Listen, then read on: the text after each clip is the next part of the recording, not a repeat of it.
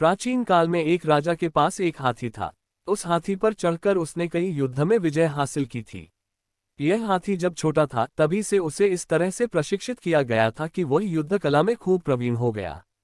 युद्ध में सेना के आगे चलते हुए यह पर्वत सा हाथी जब गुस्से से चिंघाड़ता हुआ दुश्मन सेना में घूमता था तो दुश्मनों के छक्के छूट जाते थे। इस तरह इस बलवान हाथी की कीर्ति चारों दिशाओं में फैली हुई थी। अब उसे केवल हाथीशाला में ही रखा जाने लगा। उसका महत्व कम होने के कारण उसका पहले जैसा ध्यान नहीं रखा जाता था। उसे मिलने वाले खाने में भी कमी कर दी गई। कई बार तो बुढ़े सेवक के ध्यान चूक जाने से उसे भूखा प्यासा रहना पड़ता था।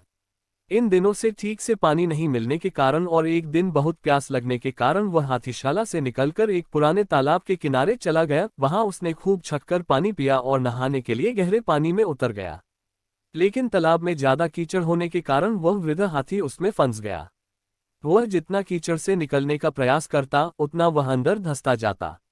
ऐसा करते करते वह गर्दन तक कीचड़ में फंस गया। वहां आसपास के लोगों ने उस हाथी को पहचानकर उसका समाचार राजा तक पहुंचाया।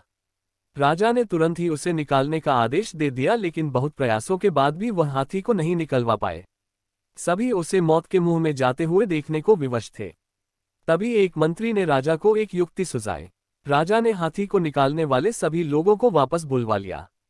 अब सारे आदमियों को युद्ध सैनिकों की वेशभूषा पहनाई गई और वो सभी वाद्ययंत्र मंगवाए गए जो युद्ध के मौके पर काम लिए जाते थे। हाथी के सामने युद्ध के नगाड़े बजने लगे और सैनिक इस तरह से उस हाथी की ओर बढ़ने लगे जैसे वह दुश्मन पक्ष के हो। यह दृश्य देखकर उस हाथी में गजब का जोश आ गया।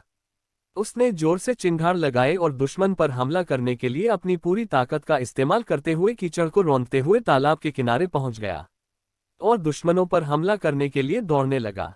आखिरकार उसे नियंत्रित कर लिया गया। इस तरह वह हाथी अपने मनोबल के कारण अपनी जान बचा पाया। शिक्षा मोरल दोस्तों, जिसका मनोबल जाग जाए तो वह कमजोर और असहाय होते हुए भी असंभव से दिखने वाले कार्य कर दिखाते हैं। मनुष्य की सारी सफलताएं उसके मनोबल पर निर्भर करती हैं। अपने प्रचंड मनोबल के दम पर वह हर लक्ष्य को प्राप्त कर सकता है। इसलिए हमें भी कभी अपना मनोबल कमजोर नहीं पड़ने देना चाहिए। हो सकता है कुछ असफलताएं मिले, लेकिन हमें दुगुने उत्साह के साथ वापस उठ खड़ा होना है और फिर से भरपूर प्रयास करना है। दोस्तों, कामयाबी झक मार के आएगी अपने पास। यह कहानी आपको कैसी लगी हमें कमेंट के द्वारा जरूर बताएं और इसे अपने दोस्तों के साथ शेयर भी करें, क्योंकि हो सकता है किसी को इस समय इसकी सबसे ज्यादा जरूरत हो।